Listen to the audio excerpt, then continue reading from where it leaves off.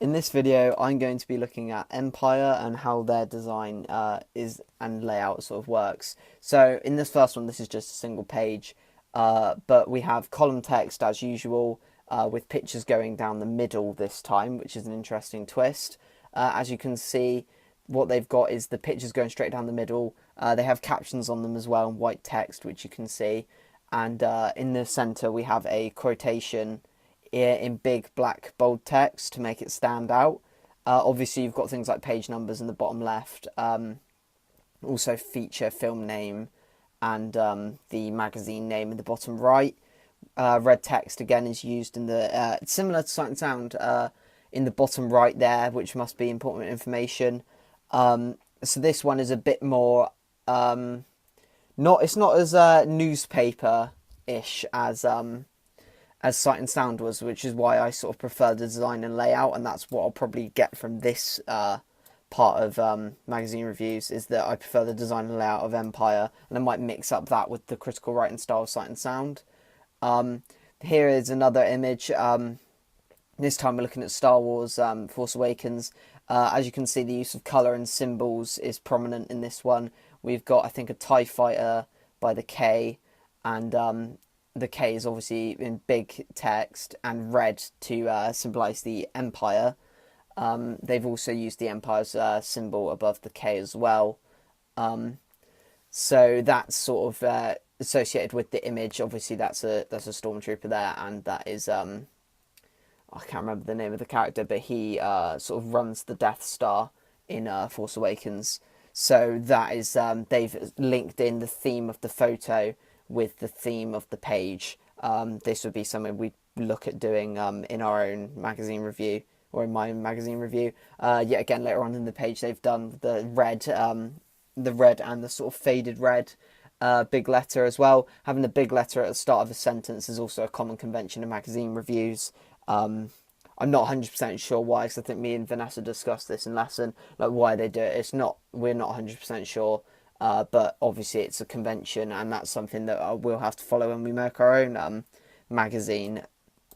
Now looking at a double page spread here from Empire about Terminator. This is used a much larger image of Arnold Schwarzenegger there, and it's obviously got caption text in the top right. I really like the use of colour here. I feel like the mix between the darker grey on the left and then fading across into a lighter grey into a white is done really well.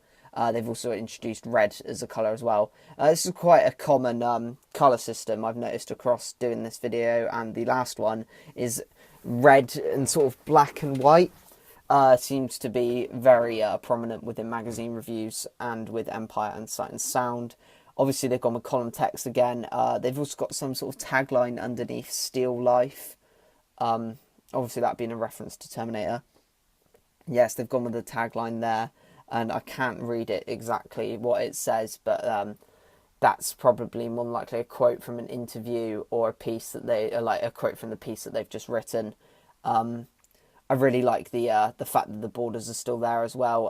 As you'll notice, sort of towards the bottom right of the picture of Arnold Schwarzenegger, they've actually cut the corner there to make it seem less square. They've also done that on the other picture of the director and things there. They have cut the corner off, so it's not pointed, and I think that's a really good design choice. When I was experimenting with designing my own magazine review design layout earlier, I used triangles as a sort of method, and sort of rounded shapes, and sort of trying to mix those and see which ones worked and which ones didn't. What I might have to do is take inspiration from that, from cutting off the corners, because that does look really good in this in this double page spread. Obviously you've still got all the common conventions, overlaying graphics and things like that, captions on photos, just to sort of engage the reader with what they're actually reading, is having it not look like a newspaper pretty much, making it look interesting and sort of catch your eye with image mixed with text, and that's something that I'll have to take inspiration from Empire's point of view. It is very good at doing that, even if the writing style is aimed towards a more casual film watching audience, and I'm going to be basing mine towards sort of Sight and Sound readers, so I'm going to mix elements of the two. But yeah, that's all I've got for this video, so thank you for watching.